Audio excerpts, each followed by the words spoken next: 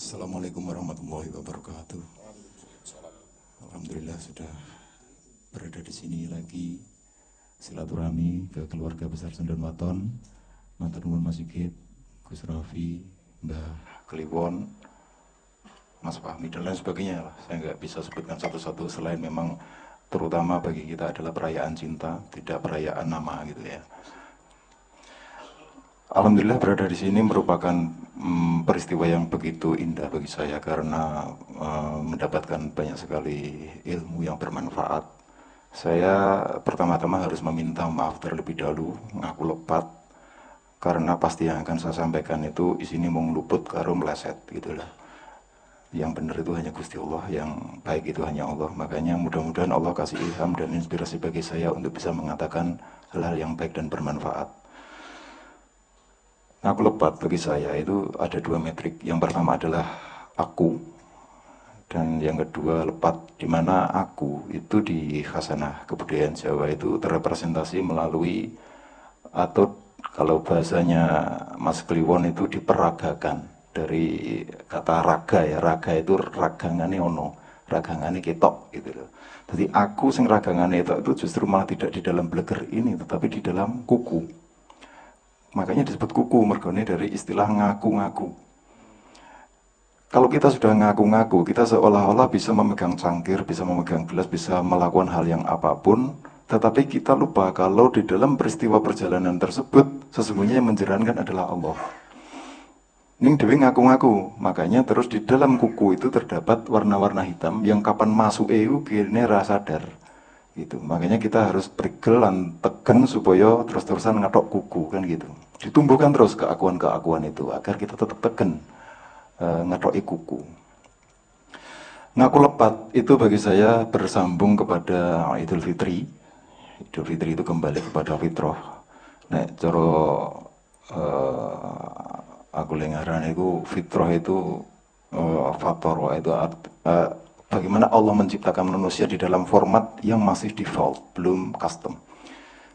Nah, default itu kalau misalkan di otak adik gado itu ya sebuah tembung di karo fault. Fault itu luput, fault itu rumongso salah. Sehingga kita kembali ke default itu sesungguhnya kembali kepada kekosongan yang ternyata kita hanya bermodal kesalahan untuk kemudian meniti perjalanan-perjalanan kesaksian untuk mendapati kebaikan-kebaikan dan kebenaran-kebenaran di dalam kehidupan.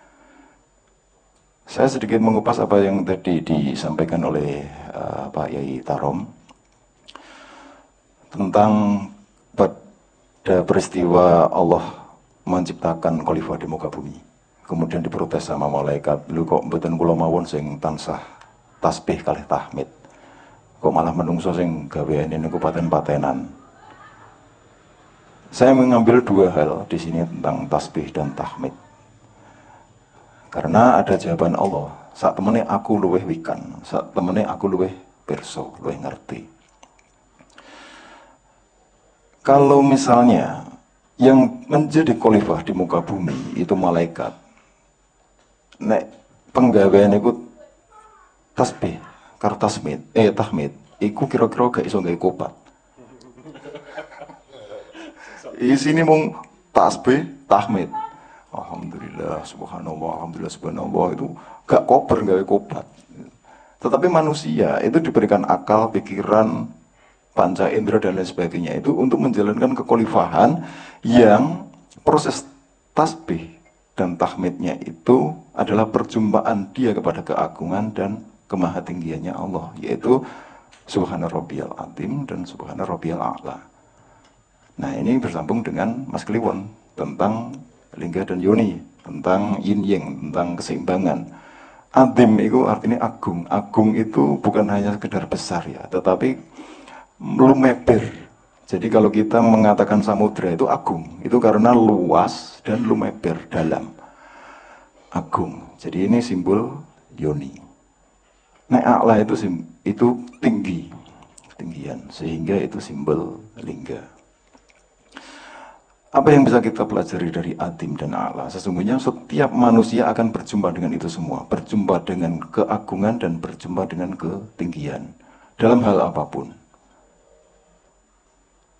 Misalnya orang melakukan aktivitas seneng matematika gitu ya, dia pasti nggak akan langsung jadi ahli, dia nggak akan langsung jadi agung di situ. Dia akan berjumpa dengan keagungan terhadap orang yang lebih memiliki ilmu matematika. Seneng sing sepele seneng apa mana ya, seneng mancing gitu misalnya ya, mancing jadi gak sepele, tapi tetap aja orang yang senang mancing itu pasti akan ketemu dengan orang yang lebih dulu memahami tentang mancing sehingga dia sesungguhnya berjumpa dengan keagungan. Tentang ketinggian juga seperti itu. Semakin dia merasa tinggi, semakin dia akan menemukan kerendahan. Semakin dia merasa tinggi, dia akan semakin menemukan kerendahan. Karena hakikat ketinggian di dalam makhluk itu bukan terletak kepada bagaimana dia lebih tinggi dari makhluk yang lain, tetapi bagaimana dia makin delosor di hadapan makhluk yang lain. Makanya simbolis sujud. Peribahasanya semakin bisa menjadi anus ya semakin bisa lebih tinggi. Semakin bisa tersembunyi dan rela untuk dihina-hina ya insya Allah itu malah lebih tinggi derajatnya di hadapan Allah daripada manusia yang hanya mengandalkan wajah. Tetapi sesungguhnya dia akan merendah ketika berjumpa dengan Allah yang maha tinggi. Di dalam beberapa khasanah ini memang dibungkus dengan sangat rapi oleh masyarakat kita, masyarakat Jawa. Dan kalau misalnya ada hubungan apa antara Jawa dengan Islam, ya karena Islam itu adalah kata sifat ya, bukan hanya sekedar kata benda, tetapi juga kata sifat dan kata kerja. Artinya orang yang senantiasa mengutamakan ranah-ranah spiritualitas, bentuk-bentuk kedamaian, memasrahkan diri kepada Tuhan, ya insya Allah dia sedang menunjukkan keislamannya dengan cara yang elegan, dengan cara kemakhlukan yang baik, tidak dengan cara memamer-mamerkan prestasi-prestasi ritual gitu. Makanya kalau misalkan apabila kita di dalam uraiannya Mas Kliwon tadi itu juga meminta maaf, itu tidak hanya di bulan, termasuk Pak Tarom ya, itu tidak hanya di bulan Syawal, itu memang menurut saya sangat bagus dan tepat sekali. Karena memang kita berpotensi untuk melakukan kesalahan terus setiap detik. Ibaratnya gini, saya sedikit menyinggung dari paparan yang bagaimana kita berterima kasih kepada paru-paru, perut dan lain sebagainya yang telah dianiaya itu tadi. Ini seolah-olah adalah sahabat. Jadi saya membayangkan ketika ini digabungkan dengan 4 hal ya. Di dalam diri manusia itu ada 4 ranah yang senantiasa diletakkan oleh Allah kepada manusia, yaitu ranah ilham, pemikiran, ide, gagasan, itu yang didepartemeni oleh malaikat Jibril. Makanya pantas nek mau beanan karo malaikat Jibril. Terus itu ilham yaitu. Terus kemudian ada yang bertugas untuk mengatur keseimbangan metabolisme tubuh, terus menghubungkan suasana hati satu dengan hati yang lain untuk untuk bisa berhimpun. Itu divisinya malaikat Mikael. Kemudian ada gairah, kerentet, gelura, kayak gitu, semangat. Itu divisi yang digawangi oleh malaikat Israfil. Jadi seakan-akan di trompet karo sangkakala itu pet, semangat ngadeg, bangkit kan gitu. Dan yang ketiga itu divisinya malaikat Israel, di mana sesungguhnya kita telah mengalami beberapa kali kematian dan beberapa kali kehidupan yang kita nggak sadar. Misalnya bayi dari anak-anak, itu kan bayinya sudah mati tapi hidup menjadi anak-anak. Karena setelah anak-anak nggak mungkin lagi melakukan peristiwa budaya yang dilakukan oleh bayi. Gitu. Bisa ngomong yang tetap wek-wek, nggak aneh gitu. Ya wagu banget. Utawa bayi terus tiba-tiba bisa menjadi anak-anak, lahir terus mengangkat yang bisa nguyuh, itu mesti malah gumun ke wong akeh. Jadi itu memang ada fase di mana kita harus hidup di dalam fase tertentu untuk bertransformasi dan membangun diri kita menjadi lebih baik ke arah pertumbuhan yang baik. Entah itu tentang keagungan dan ketinggian. Makanya ketika menjadi anak-anak kita nggak akan mengulang peristiwa bayi, tetapi kita akan tumbuh terus. Kita akan tumbuh menjadi manusia-manusia yang senantiasa menunggal kepada Tuhan. Nah ini ditemani terus oleh 4 hal ini.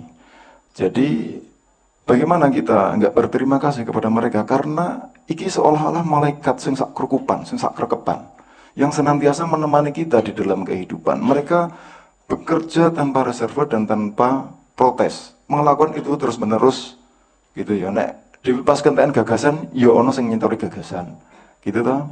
Kalau kita sakit itu nggak enak, tetapi kita nggak sadar kalau setiap hari dikasih pengobatan gratis sama Allah, karena setiap hari lebih banyak sehatnya daripada sakitnya. Tapi kita nggak sadar kalau Allah ngasih perintah kepada malaikat Mikael untuk kayak lu digawe sehat terus benda dino yo, ojo digawe loro mesakno. Kayak gitu. Itu bagaimana kita nggak berterima kasih dengan itu semua. Terus bagaimana dengan gelora gagasan dan lain sebagainya? Wong kita nggak bisa menciptakan itu.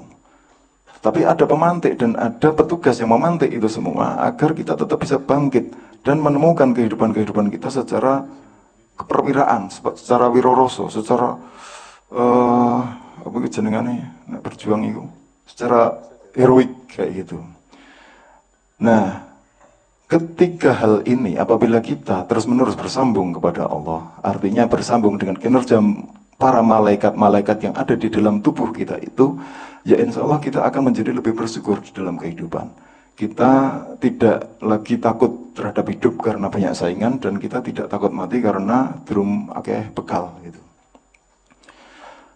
Artinya gak nantang mati, tetapi juga gak nantang urip. Kita hidup di dalam karunia syukur bahwa Allah itu sudah kasih kehidupan, kasih peristiwa, kasih hamparan ilmu, agar masing-masing di dalam peristiwa perintahnya Allah, di mana kita ditunjuk untuk menjadi khalifah fil ard, itu bisa benar-benar menjalankan proses akurasi peragaan syahadah kita. Di mana syahadah itu telah dimulai ketika alastu birobikum. Saat durungi dilebokke arwah iku ning alam jasad, terus kemudian dilahirkan ke muka bumi, sesungguhnya kita sudah benar syahadati bahwa Allah itu adalah Tuhan kita. Tetapi ini harus diperagakan di dalam hidup, yaitu dengan cara atau diawali dengan proses lahir. Yang tadinya itu syahadat batin harus diakurasi kepada syahadat zahir. Nah, syahadat zahir itu harus benar-benar berjumpa dengan keagungan dan ketinggian supaya kita tetap terus bisa rukuk dan sujud. Moga-moga dengan cara seperti itu kita tidak menjadi fardan atau munfarid, kita tidak sholat sendirian karena sesungguhnya alam semesta sudah rukuk dan sujud sama Allah. Kadang-kadang dhewe sing sok lali karo Gusti Allah. Ya ora kadang-kadang sok ning malah sering lali. Itu, tetapi ya mudah-mudahan itulah fungsinya kenapa kita hidup di dunia, agar kita bisa belajar terus tentang zikrullah, tentang iling sama Allah, tentang bersyahadat dan jihad. Artinya terus memiliki heroisme untuk menjalankan proses-proses kehidupan yang tansah ngaku lepat, tansah mempertahankan fitrah, tansah default gitu, nggak custom banget. Jadi nek custom banget, iso ngehang, kakean virus dan sebagainya kalau di dalam bahasa komputer. Tetapi kita terus mengembalikan proses fitrah itu agar ketika kita kembali di dalam keadaan sukarela, tidak di dalam keadaan terpaksa. Ini mohon maaf saya harus mempercepat kalimat-kalimat seperti ini karena memang waktu saya itu terbatas, maaf Fami. Saya harus minta izin nanti jam 11. Saya minta tolong sama Mas Patmo atau Mas Didit untuk tadi kan saya bawa buku yang Desa Purwa itu, sudah saya persembahkan kepada Mas Sigit, itu untuk Mas Sigit. Nah yang Sendon Waton kan belum. Saya minta ambil satu lagi nanti biar dibaca sama Mas Fahmi sebagai simbol bahwa ada yang untuk Sendon Waton dan ada yang untuk Mas Sigit. Gitu. Nah kalau nanti kira-kira itu bermanfaat, saya akan senang sekali. Artinya, kalimat apa toh? Yudi woco masuk jadi neng. Kalaupun tidak bermanfaat juga saya akan senang sekali karena sudah paling tidak ada simbol atau peragaan silaturahmi dan peragaan kasih sayang. Kurang lebih seperti itu yang bisa saya sampaikan, dulur-dulur semua. Mohon maaf atas segala kekurangan. Saya kembalikan kepada Mas Fahmi dan semua majelis. Ini ada Mas Anik.